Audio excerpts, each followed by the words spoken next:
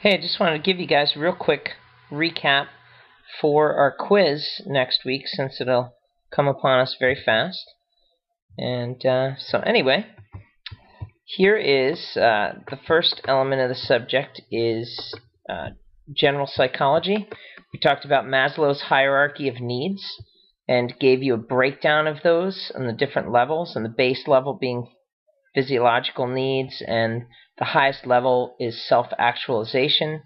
And I simply, at this stage of the game, want you to be able to just merely match this diagram with that information.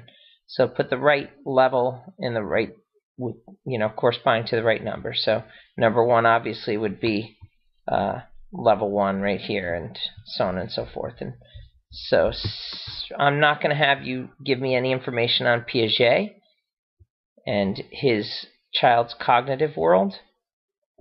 However, Erik Erikson, I will want you to be familiar with him for matching as well. Basic trust versus mistrust, and the age and stage, that those are corresponding with. And of course, they go all the way up to 8 stages into adulthood. So be able to take those and be able to merely match them. And then last but not least, we will look at Sigmund Freud's concept of the id, ego, and superego. And they're laid out here in that slide there. The id is the unconscious. It seeks pleasure. It's the most primitive, and it's the aspect of us that is not yet known. And then the ego grows out of the id.